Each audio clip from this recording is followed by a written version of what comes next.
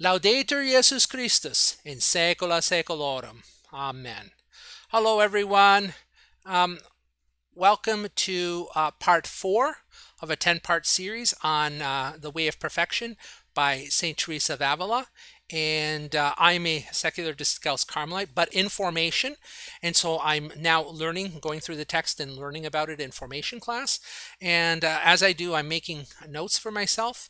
And I'm also making these videos that I can share with you, but it also helps me as I make these videos to learn the material. However, because I am in formation and I don't know everything about Carmelite spirituality, in the future I may come back to these videos and say, nah, I don't like the way what I said there or whatever, and may want to redo them. But in the meantime, I'm sharing them with you because they might be helpful. Just keep in mind that this is a work in progress. Okay, so basically what I do is I have some notes on the text, and today we're going to be going from chapter 16 through 19. But I also lift quotes from St. Teresa of Avila. So I say it in my words, and then there's I put the original quote afterwards, and this way there's an exposition of how I read the text.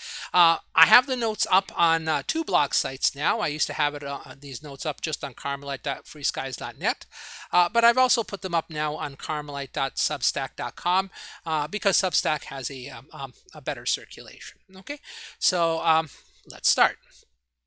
Okay. So before I start with the notes, we should probably start with a prayer. Let's say a Hail Mary. Hail Mary, full of grace, the Lord is with you. Blessed are you among women, and blessed is the fruit of your womb, Jesus.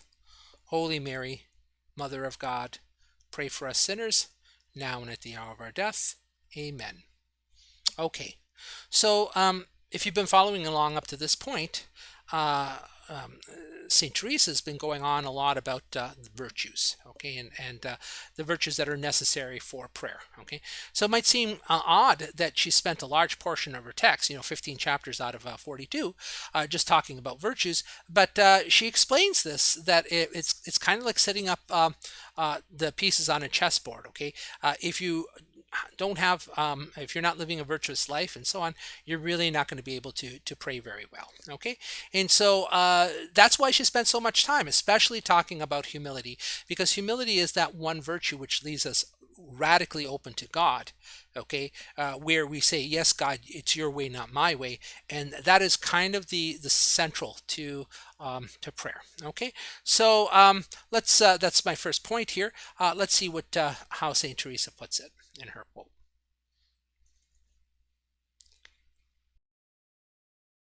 Don't think that what I have said so far is all I have to say, for I am just setting up the game, as they say. You asked me to mention something about the foundation for prayer. Even though God did not lead me by means of this foundation, for I still don't have these virtues, too, I know of no other. Now realize that anyone who doesn't know how to set up the pieces for a game of chess won't know how to play well. And if he doesn't know how to check his opponent's king, he won't know how to checkmate it either.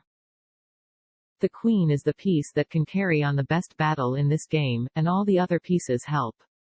There's no queen like humility for making the king surrender. Humility drew the king from heaven to the womb of the Virgin. For I cannot understand how there could be humility without love or love without humility. Okay, so you could see now why she spent so much time and concern over virtues, and she even likens humility to the queen, which is the most important virtue. And you can reflect on the Virgin Mary and her yes to the angel Gabriel during the Annunciation, an act of supreme humility where she didn't really understand what was about to happen, but said, that's okay, the way God wants it, not mine. What St. Teresa next does is she turns to the question of contemplation versus meditation. Okay, now during most of her text, she really wants to talk about vocal prayer and mental prayer, and touches on contemplation briefly. Okay, in a large part, she's responding to her critics and a lot of critics of mental prayer. So she wants to reassert that. But every once in a while, she has to return to the question of contemplation because that's the final goal. So she's looking at a progression between vocal, mental prayer, and then finally contemplation. And that'll play out as we go through the text. Now, I do want to point out one thing. I did go back to the original Spanish, and most of the time when she talks about mental prayer, she uses the Spanish oración mental, which means exactly mental prayer. But every once in a while, she does use the term meditación, which means meditation. And it's not clear whether she's distinguishing the two or not. Both of them, of course, use the faculty of the intellect, okay? But she does say something in chapter 16 that I didn't really see repeated anywhere else in the text. She basically says that meditation is the basis for acquiring all the virtues and essential for any Christian life, okay? So, it probably sounds like it's important to reflect on what these virtues are in order to begin to incorporate them into your life. Okay, and of course, if you don't understand what the virtues are and you don't think about them, then you're not. The next step would be to incorporate them. You're not going to be able to habituate that. Okay, so she does say that, but she says, all right, so good so far, but contemplation is something completely beyond that. Okay, it's another step beyond just this acquisition of the virtues, because a lot of people would use the word contemplation in a manner which is rather different than how Saint Teresa uses it, and so she's going to make that distinction in the next paragraph. She likens it, continuing in that metaphor of the chess game, she likens it to the end game, okay, which is basically checkmate. All right, so contemplation is basically the end of all of this for Teresian spirituality. I say that had you asked about meditation, I could have spoken about it and counseled all to practice it, even though they do not possess the virtues, for meditation is the basis for acquiring all the virtues, and to undertake it is a matter of life and death for all Christians. But contemplation is something else, daughters. If a person spends a little time each day thinking about his sins, they immediately say he is a very contemplative soul, but this is mistaken. In the beginning he didn't know how to set up the game. He thought it was enough to know the pieces in order to checkmate the king. But that was impossible, for this king doesn't give himself but to those who give themselves entirely to him. Okay, so acquiring the virtues is the beginning, not the end. And you can see there that she's making this sharp distinction and saying, just because you're virtuous and you meditate on the virtues, that is not contemplation. Contemplation is beyond that. And again, following through on the analogy, if all you did was just think about the virtues and incorporate them, then that's just like setting up the game. It's not the actual game, and it's certainly not the final goal, which is contemplation or checkmate in the metaphor. Okay, so she wants to next explain what the relationship is between these virtues and prayer, especially humility. Okay, and she warns that there's a lot more to explain. She has a lot more to explain, even past mental prayer. So you could think about in this analogy that mental prayer is like actually playing the game. So setting up the chessboard, that's like getting your life in order. That's the virtues. Playing the game could be like vocal and mental prayer, and then the final checkmate is like contemplation. Okay, again, as an analogy. Therefore, daughters, if you desire that I tell you about the way that leads to contemplation, you will have to bear with me if I enlarge a little on some other matters. And if you don't want to hear about them or to put them into practice, stay with your mental prayer for your whole life, for I assure you and all persons who aim after true contemplation, that you will not thereby reach it. All right. So the next thing is St. Teresa now wants to turn to the question of mental prayer. Okay, she wants to explain what mental prayer is because, again, there's probably a lot of different interpretations in her time about what people meant by mental prayer, and there were some people that were against mental prayer. Now, there's a bit of a circularity in her logic here, okay, and it depends on how that word meditación versus oración mental, how they're interpreted, if they're the same or different. I tend to read them as being more similar, but you see, above she said that meditation is the basis of all the virtues, and next she's going to say that the virtues are required in order to engage in mental prayer. Now, if the two are different, then they disentangle. But if the two are the same, then you're in circular. There's a circular logic here because you need it's like the chicken and the egg. You need mental prayer to be virtuous, but you need the virtues to be able to engage in mental prayer. I don't think I do read meditación and oración mental as being the same, but I don't think this is a vicious circle. I think the way this starts is that you have a little bit of virtues and you can pray a little bit, and then your life the virtue you get your life more in order, you're more virtuous. Okay, you begin to habituate good habits, especially habits of prayer and putting aside time for God. And then of course your prayer gets better, and then you can put aside more time for God. And then even in the cycle, and this is later on in the text, not even in the chapters we're covering today, there's a delight in this, and so it becomes almost like this feedback loop. Okay, so I do like the circular logic, but it's not a vicious circle. It's one where the two build on one another. You pray a little bit, your virtues get better. You become more virtuous, you pray better, and it becomes a circle, and eventually the circle even tightens in, ending in contemplation. Okay, that's the way I read this. Okay, now if there's other readings, I mean, I don't know of them, and I don't think they would be in contradiction to the text, but it certainly does reflect my own spiritual life, in my own spiritual growth.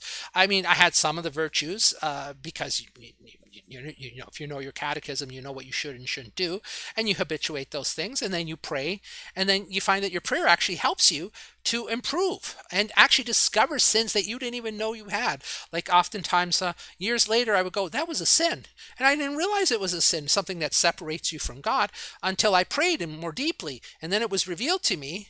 And then, of course, then you improve that about yourself and you become more conscious of it. And so I do like this kind of circular logic, but again, it's not a vicious circle. It's one which, actually improves and ends in contemplation. Okay, so let's see what St. Teresa has to say here.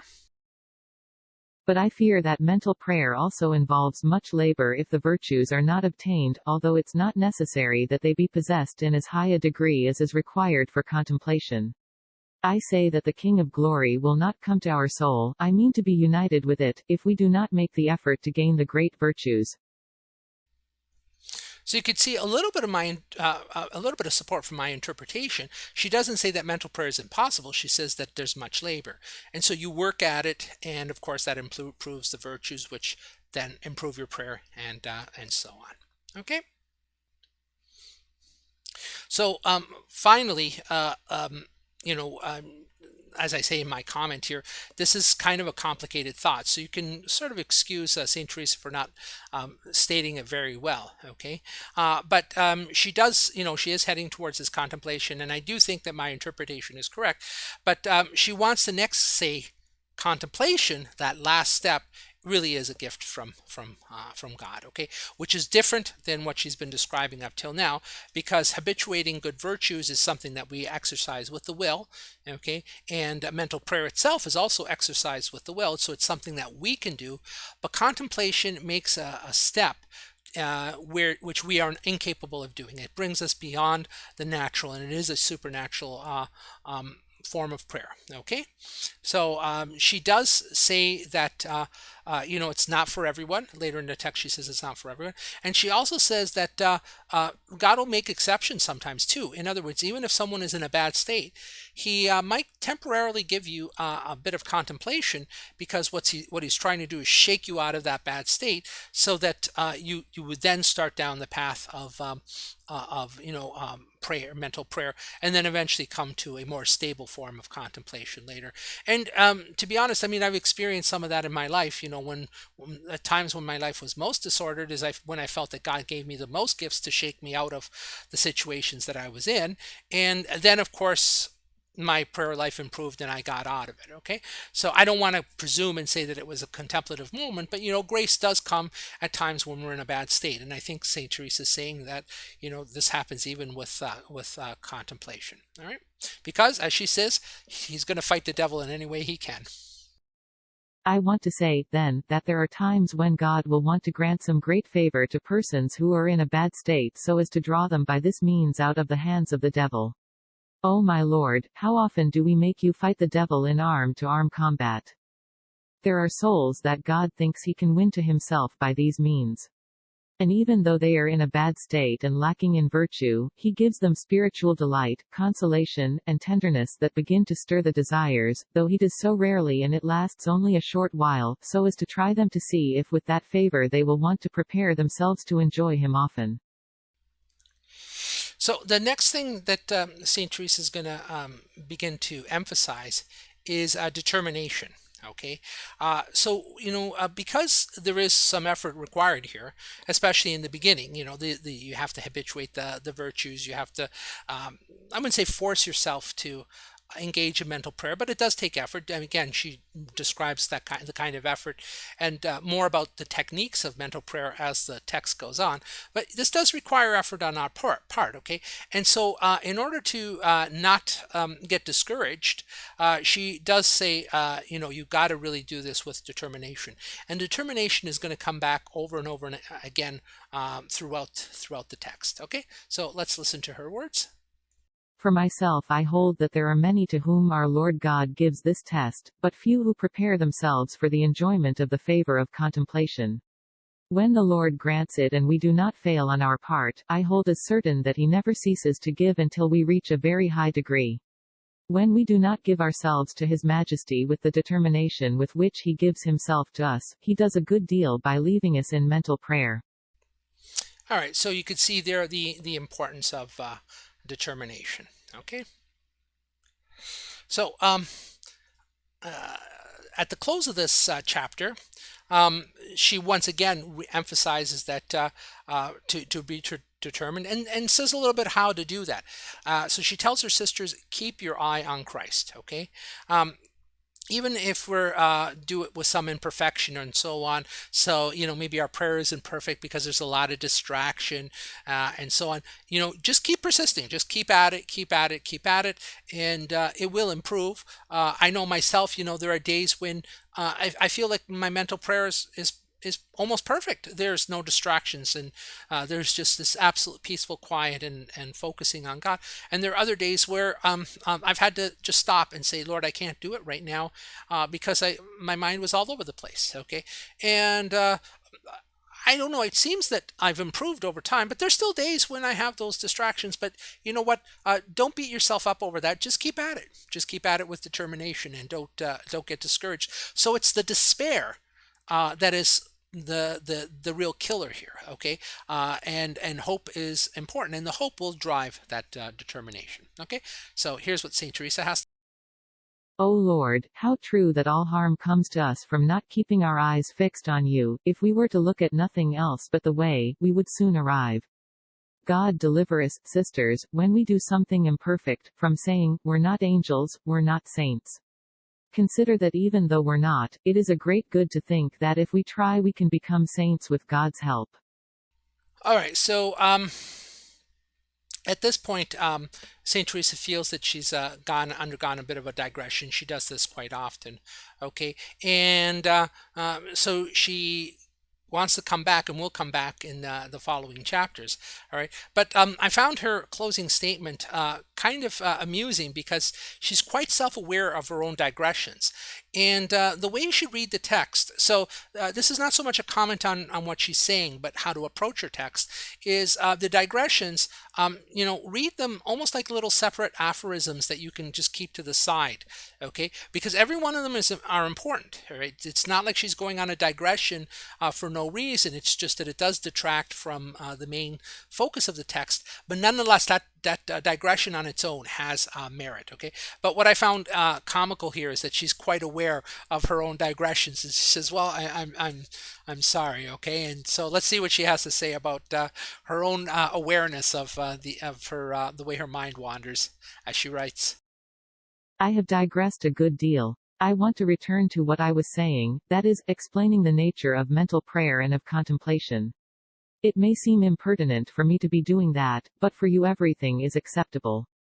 It may be that you will understand the matter better through my rough style than through other more elegant styles. May the Lord help me, amen. All right, so that's the end of chapter 16. Okay, so she has apologized for a digression, And she says, I'm going to get back to mental prayer and contemplation. But if you think that that's exactly where she's going to go to, you're wrong. She actually then turns to certain aspects of humility as they pertain to prayer. Okay, and in particular in this chapter, she says, look, not contemplation isn't for everyone. Okay, not everyone is going to be called to this, and don't worry about it. Just persist in humility and trust that God is going to lead you down the path that He's going to lead you down.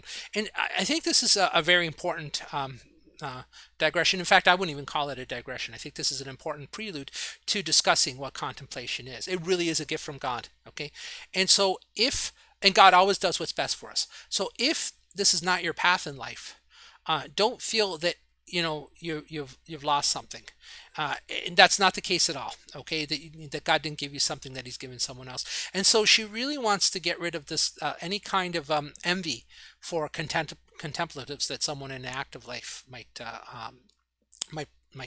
have. Okay, and so that's really what this chapter is about. And in fact, Saint Teresa's really shocking. I know it shocks our modern sensibilities, where we have this strong sense of being left out, or not keeping up with the Joneses or something like that. We feel a kind of entitlement, like maybe there's an entitlement to a certain spiritual level of achievement. And she goes, no, no, no, no, no, no, no. She actually praises the absolute lowest level in the monastery, and says, they might be better off, okay, because God might give them everything at the end, and be better off than contemplative. So this kind of like jealousy or whatever, that's not it. That's not why we're called to a contemplative life. There's going to be some other purpose God has for contemplatives, and it's not there's not a ladder here where some people are higher on it than others. Okay, so you think this is kind of a digression, but it really isn't. It really is preparatory before she starts to talk more about mental prayer and the goal that she has with this text, which is contemplation. Okay, so let's see what she has. How could a truly humble person think he is as good as those who are contemplative? Prepare yourself so that God may lead you along this path if He so desires. When He doesn't, you can practice humility, which is to consider yourself lucky to serve the servants of the Lord and praise His majesty because He brought you among them and drew you away from the devils in hell where you deserved to be a slave of these devils. Okay, so the servant of the servants of the Lord. Okay, consider yourself lucky to serve the servants of the Lord. So again, that this is like the first shall be last, and vice versa. It's important that you really just proceed in pure humility. Okay, that's not easy. All right, so there it is. Okay, so she wants actually to tell people this because she wants this to be a consolation to people who are not very contemplative. So she's not saying this to discourage people or whatever. She's just saying, look, you really are lucky. She really means it. She's not holding back at all. So don't think of that as being some kind of a higher path in the eyes of God. That's not the way it works. Okay, so It is important to understand that God doesn't lead all by one path, and perhaps the one who thinks she is walking along a very lowly path is in fact higher in the eyes of the Lord. So, not because all in this house practice prayer must all be contemplatives, that's impossible. And it would be very distressing for the one who isn't a contemplative if she didn't understand the truth that to be a contemplative is a gift from God, and since being one isn't necessary for salvation, nor does God demand this, she shouldn't think anyone will demand it of her. all right, I don't think it can be any clearer than that. Okay, so she also remarks on the diversity of intellects and temperaments that make contemplation a little bit more difficult for some people. Okay, and she's actually including herself in that, because if you read her autobiography, she says that for many years she had difficulties in meditation. All right, and the important thing is that determination and humility. Okay, so humility is always the safest path. All right, because if you start to presume on what's best for your life, and you start to say, oh, you know what, I'm a contemplative, well, that's where the problems start. Okay, to make these projections about where you should be or where you shouldn't be, just remain radically open, because God really does know what's best for you. Okay, and He will bring you along that path. You can be certain that if you follow humility, it is the safest path. If you follow humility, you will be brought to the highest possible spiritual place for you. Okay, so I spent 14 years never being able to practice meditation without reading. I know an elderly person who lives a good life, is penitential and an excellent servant of God, who has spent many hours for many years in vocal prayer, but in mental prayer she's helpless. If humility is present, I don't believe they will be any the worse off in the end, but will be very much the equals of those who receive many delights, and in a way they will be more secure, for we do not know if the delights are from God or from the devil. Those who do not receive these delights walk with humility, suspecting that this lack is their own fault, always concerned about making progress.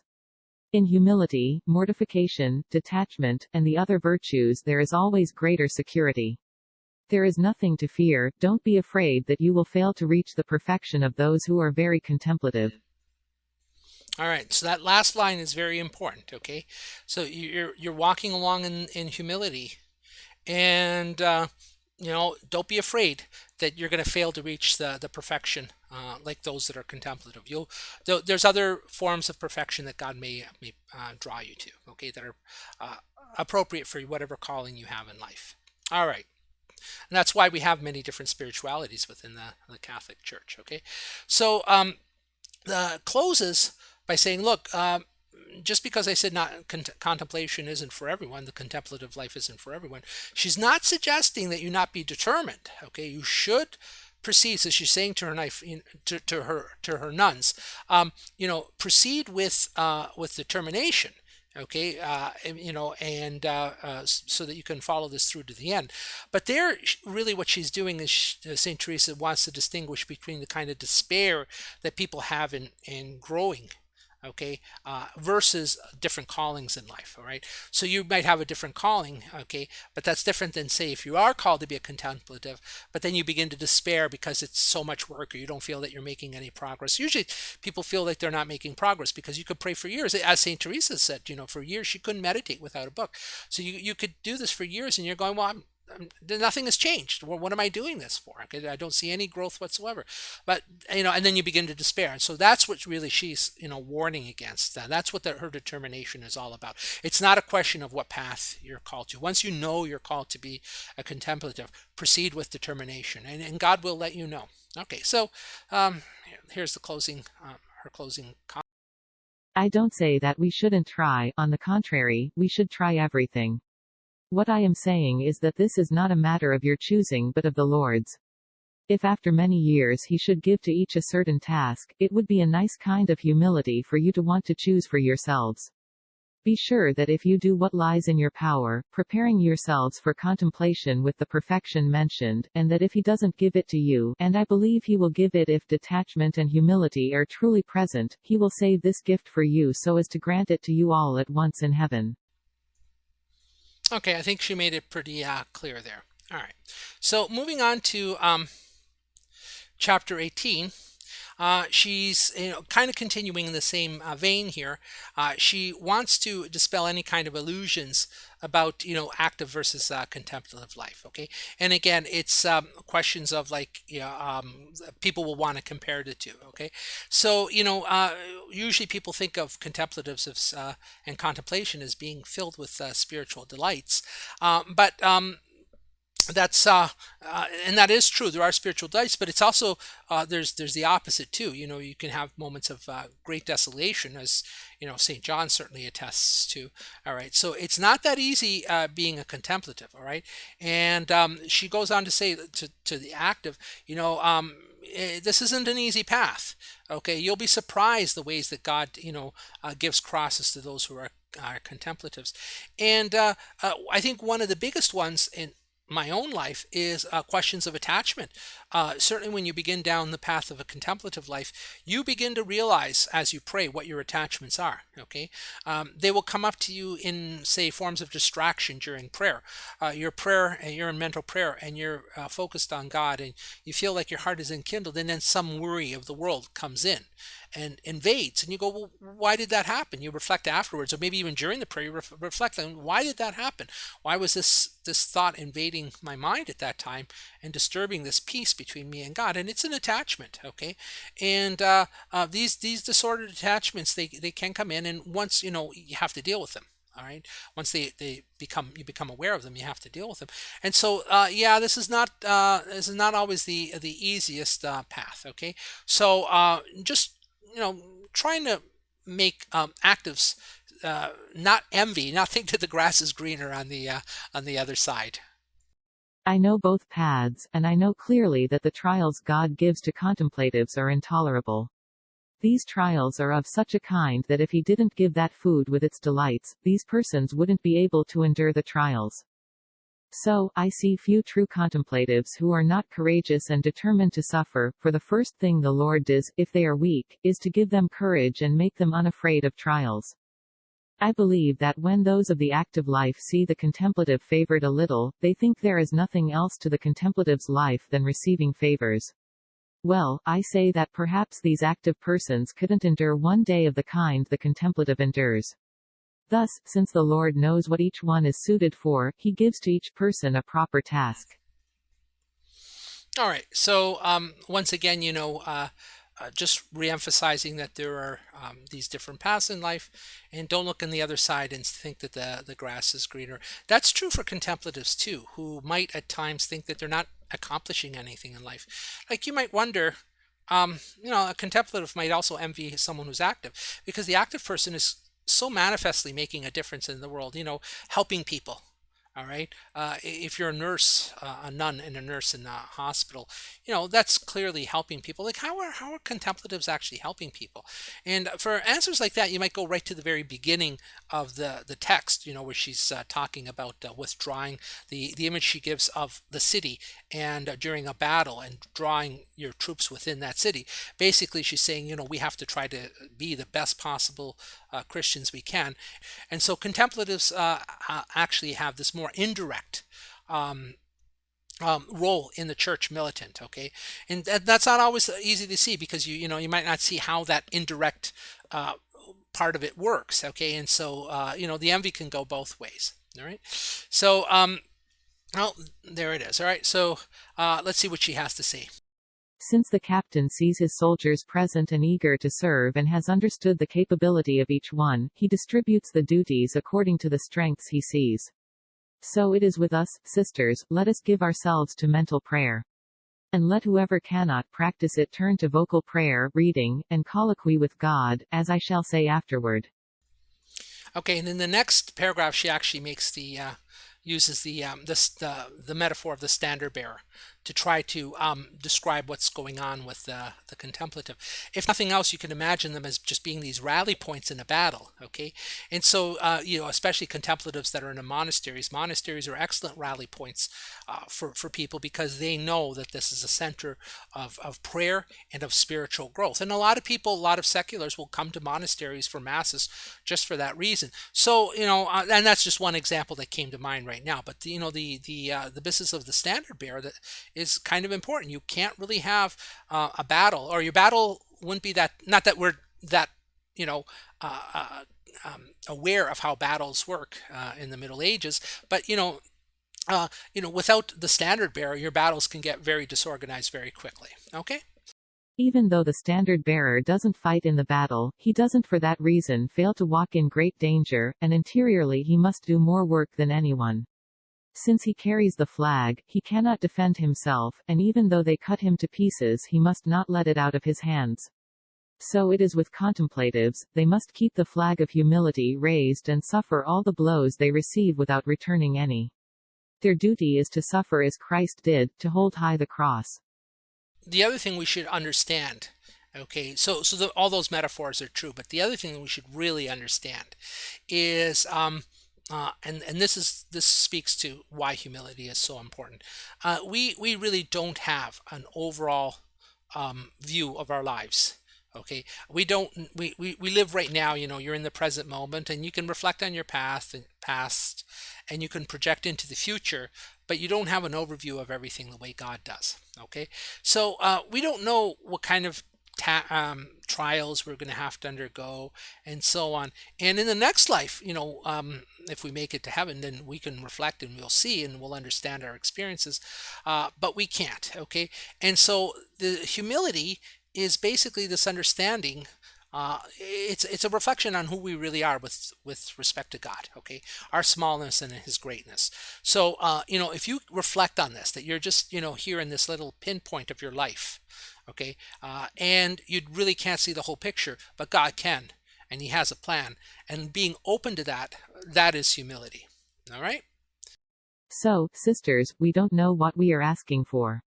Let us leave it to the Lord. There are some persons who demand favors from God as though these were due them in justice. That's a nice kind of humility. Thus, He who knows all very seldom grants such persons favors, and rightly so. He sees clearly that they are not ready to drink from the chalice. What each of you will understand, daughters, if you are advanced, will be that you are the most wretched of all, for we shall have to wait for the next world to see the value of such experiences. I say that I don't know why a nun under obedience by vow is in the monastery if she doesn't make every effort to practice this obedience with greater perfection. At least I can assure her that as long as she fails in obedience she will never attain to being a contemplative. I conclude by saying that these are the virtues I desire you to have, i.e., obedience. As for those other devotions, having them is an uncertain matter. It could be that in other persons they may be from God, whereas in your case His Majesty may permit them to be an illusion of the devil and that you be deceived by him. All right, so I think she was pretty clear there, and I like the language wretched, most wretched of all. So the word wretched sounds terrible, but it really does mean we're small. We really are small, okay? And a lot of times when we ask for things, we don't know what we're asking for. It's okay to ask them because I'm sure God knows that we're often asking for things that are beyond our understanding.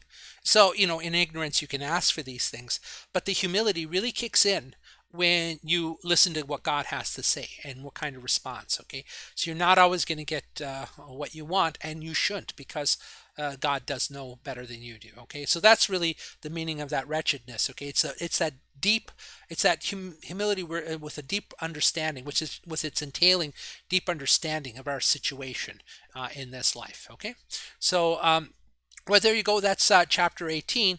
And you remember in the previous chapter, she said, "Oh, I'm going to get on with mental prayer and contemplation," but she didn't. She actually returned once again to the questions of humility, especially with respect to what path in life you're called to. But again, you could call it a digression, but it still is very important. Okay, in terms of like understanding just what contemplation is really about. Okay, so next chapter is chapter 19, and in this chapter you actually feel that there's a change in her tone. Okay, and she recognizes it herself. She says, "Look, it's been so many days since I wrote the previous." Okay, and there is a kind of a sense of a break in the continuity. All right. She does want to bring back the focus to mental prayer, but extends the metaphor to try to explain her final goal, which is perfect contemplation or divine union. Okay, so that's where she's going to go in this chapter, and you could see that it's she was still kind of stuck in talking about the virtues up till now, but 19, she's really going to make this break. Probably the intervening days were important. Okay, for her to sort of clear her mind and start in a different direction. There is nothing for me to say to anyone who can form the habit of following this method of prayer, or who has already formed it, for by means of so good a path the Lord will draw him to the haven of light. But what I would like to speak about and offer a remedy for, is the following. There are some souls and minds so scattered they are like wild horses no one can stop. I pity these souls greatly, for they seem to be like very thirsty persons who see water in the distance, but when they want to go there, they meet someone who prevents their passing from the beginning through the middle to the end, and perhaps they were no more than 2 steps from the fount of living water, of which the Savior said to the Samaritan woman, "Whoever drinks of it will never thirst." All right, so this chapter is going to be on determination, and she is going to talk about that final goal of contemplation, okay? And as we'll see as we go through the chapter, the reason she's doing that, the reason she's bringing up this final goal, is because she wants to kind of encourage her sisters in this determination. So she's saying, look, there really is a final goal here. Okay, you may not know it right now, but there is this final goal, and be determined and continue. Okay, so to do that, she is going to engage another metaphor. All right, and it's going to be a metaphor of fire and water to explain what's going on. Now, it's a complex metaphor, and it's not always clear to me what she's trying to communicate. Okay, she's not always consistent in what in her uses of fire and water, okay, in the metaphor. But I kind of found a reading, and this is speculative on my part, I admit, which resolves some of those ambiguities, okay? So she's often talking about fire and water as referring to earthly passions, okay, and sometimes heavenly passions, okay. So if you start to make that distinction, as you're reading through this, and you go, is she referring to an earthly water, or is she referring to a heavenly water, an earthly fire, or a heavenly fire? See, fire is sort of a metaphor for passion, and so you could be passionate for things of the earth, or you could be passionate for things of heaven. If you start to make that kind of a distinction, then her quotes start to make more sense, okay. So it might be a chapter that you might want to read several times, as I did, and keep this in mind, that she's using fire and water, and she's often flipping them back and forth, and you wonder what's going on here. But just see if she's referring to fire as a passion for earthly things, or fire as a passion for heavenly things. Okay, so this is my notes here. Okay, she's going on about the properties that water has that are pertinent to our discussion. All right, the first property that water has is that it opposes fire. It quenches it. Okay, and so using my interpretation, heavenly water is going to extinguish any earthly attachment, okay, and but not the fire from God. And you'll see that in her quote. Okay, so she's going to be talking about water quenching fire, but not the fire from God, okay, fire from pitch. And again, if I make the distinction that when she says a great fire, that she's talking about earthly attachments, yeah, then a heavenly water will extinguish those earthly attachments, but it's not going to extinguish the the fire of the passion for God. In fact, she says it does the exact opposite and enhances it. Okay, so again, if you read this and you're not making that distinction between an earthly fire and a heavenly fire, then you're probably not going to see that in there. But I think that's what she's saying. Okay, and so here's the quote there. The first is that it refreshes, for, no matter how much heat we may experience, as soon as we approach the water the heat goes away. If there is a great fire, it is extinguished by water, unless the fire burns from pitch, then it is enkindled more. Okay, so you could see there that the fire will extinguish. If there's a great fire, it's extinguished by water, okay, but not if the fire burns from pitch, which would be like from God, okay, and then it actually enkindles it even more. All right, so you can see how you can disentangle it there. And then in the next paragraph, she kind of inverts the imagery, okay, and the water begins to refer to sort of an earthly satisfaction. She actually says water from earth, okay, that's kind of mixed in with earthly things, okay, and pits it against the inextinguishable fire, which is the love of God. All right, so an inversion of the imagery, but again, she's trying to talk about this divine union. So she wants to describe to you, what's happened to what happens during divine union. So, as I say, the water that rises from the earth has no power over the love of God. The flames of this love are very high, and the source of it is not found in anything so lowly. There are other little fires of love of God that any event will extinguish. But extinguish this fire? No, not at all. Even though a whole sea of temptations comes, the fire will not be put out and thereby made to lose control over these temptations. Inextinguishable fire is divine union. Okay, so you have little fires, and they might even be love of God, but they're just small little movements of the will or whatever. But no, when in divine union, the will is completely bound to God, and you're not going to be able to extinguish that fire.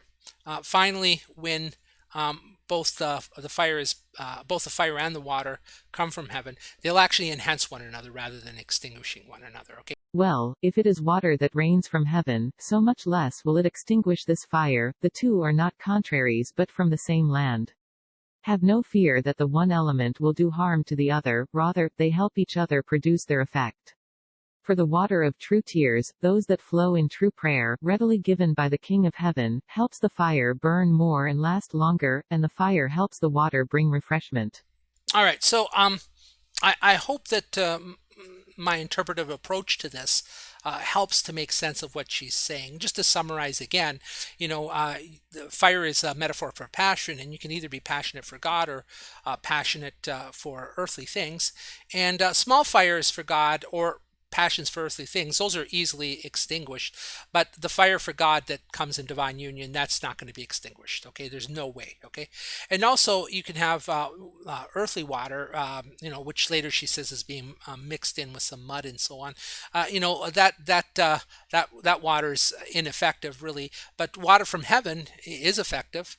Okay, and that's, you could maybe say that's like grace, a grace from God, and that actually enhances that passionate love for God, okay, the heavenly fire. And as she says in the last paragraph, both of them come from the same land, and so they both enhance one another, okay. A bit of a convoluted metaphor, but I think it can be made, you can make sense of it. The second property of water, okay, so the first property of water was that it extinguishes fire. The second property of water is that it cleans things up, okay? And, we often use the metaphor of water as cleaning our sins, okay? This is common. I mean, just think about baptism, all right? But here she actually adds a rather profound insight, okay, about the attainment of perfection. And you have to say to yourself, well, Pelagianism is this idea that you can obtain salvation by your own efforts exclusively, and you can't. I mean, if you're imperfect, how can imperfection fix up imperfection? Okay, and so that can't happen. And so she actually uses a metaphor of water, earthly water, which always has some admixture in it of some dirt. That's not going to clean you, because it might wash off some of the dirt, but then it's going to deposit other dirt. Okay, so there are imperfections within you that you just simply cannot get rid of yourself. Okay, it's going to actually have to take an act of grace from God, something from outside yourself, something definitely transcending any of your faculties and any of your possibilities, to remove the last vestiges of those imperfections. Okay, and imperfections, you may not even know you have them, because you might have imperfections in you that may not manifest themselves until some situation arises, and so you might have an imperfection in you right now, and you don't know it because an event has to occur before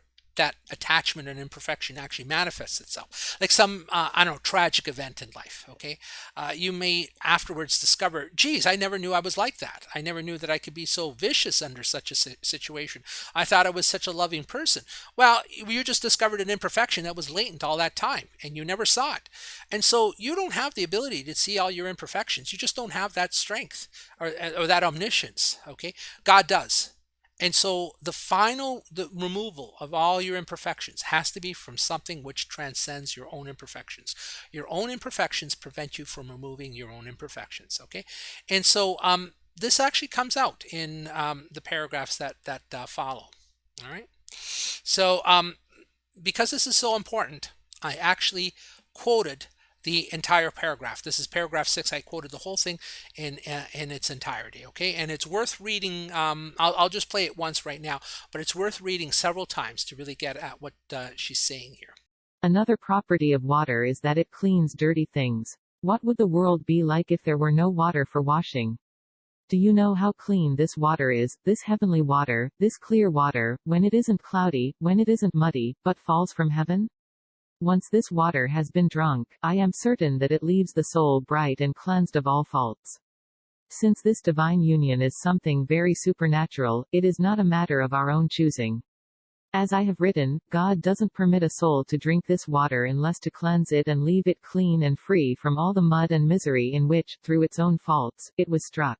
Other delights that come through the medium of the intellect, however much they may accomplish, come from water running on the ground, they do not come from drinking at the fount. There is never a lack of muddy things to detain one on this path, and the water is not so pure and clean. Living water is not what I call this prayer, in which, as I say, there is reasoning with the intellect. I mean from the way I understand things. For something from the road that we don't want will stick to our soul and be helped to cling there by our body and natural lowliness, however much we may want to avoid this. I think that's a very powerful argument against the limitation of the intellect. Okay, so in mental prayer, we're using all our faculties. And by faculties, St. Teresa means the intellect, which is also synonymous with imagination in the way St. Teresa uses it, memory, and the will. Okay, so we are exercising those things in mental prayer, and she'll discuss that more when we get to the prayer of recollection.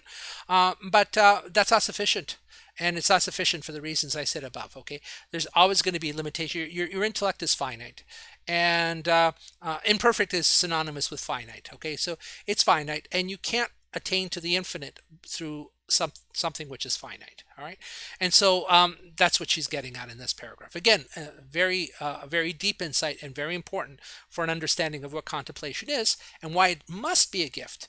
Because if you're going to attain to perfection, and perfection is beyond your ability, then contemplation as that gift must be given to you.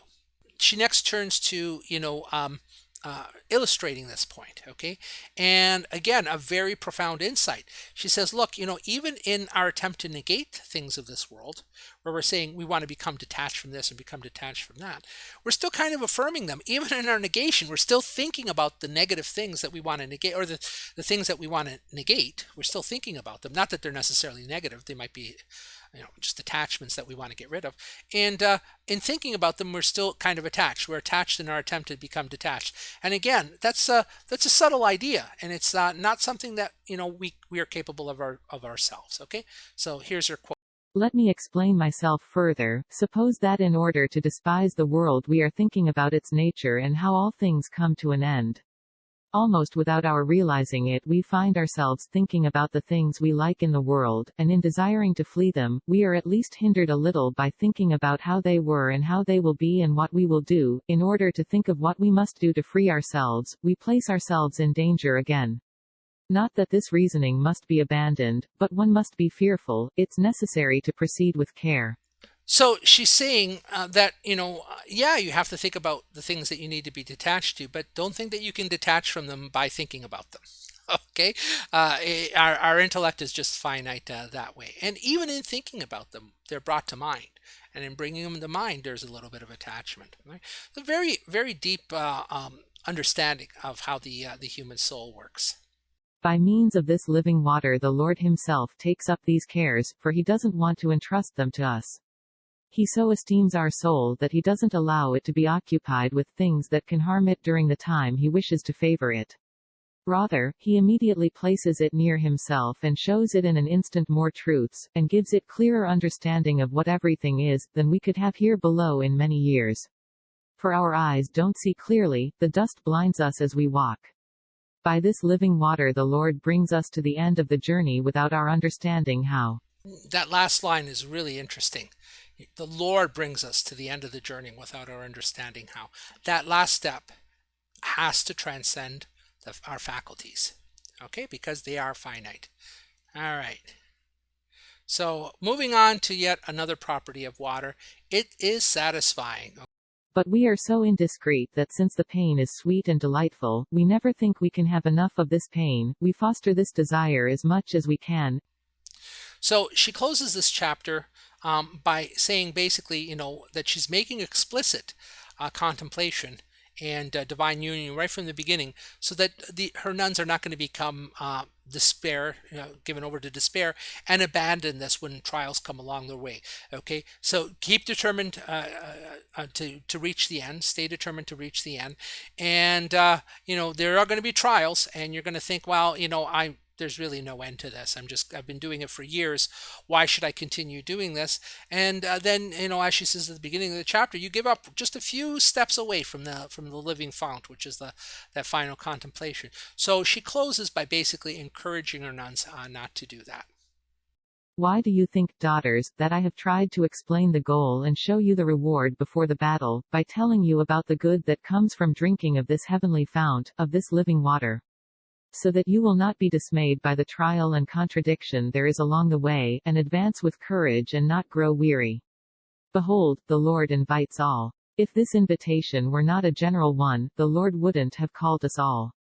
He could have said, "Come all of you, for in the end you won't lose anything, and to those whom I choose I will give to drink." But since he spoke without this condition to all, I hold as certain that all those who do not falter on the way will drink this living water. This is the end goal for everyone that is called to the contemplative life. Okay, so proceed with determination. If you're acting in humility and you really are following the path that God wants, you will come to this perfection. God will have that final act. He'll give you that final gift of divine union in which this perfection is possible beyond your ability.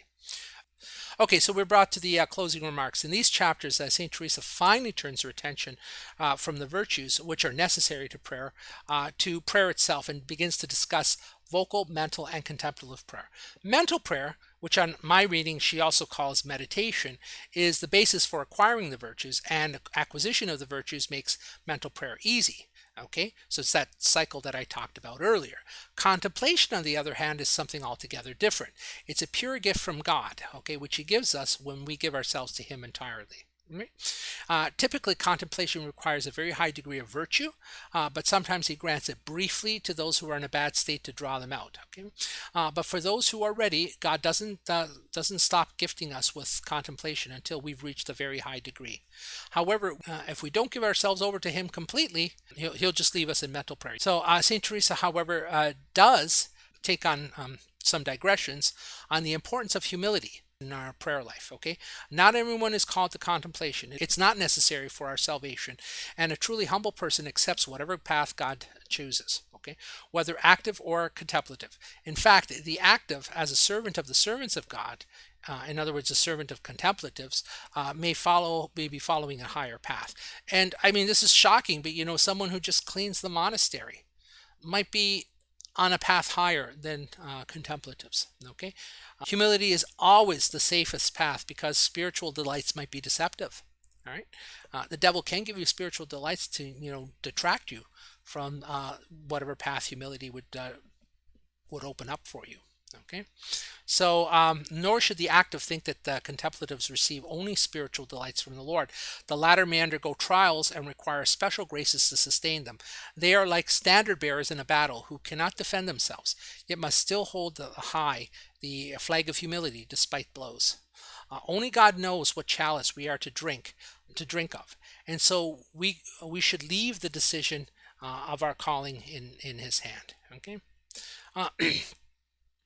St. Teresa ends her digression and returns to the discussion of prayer at the end.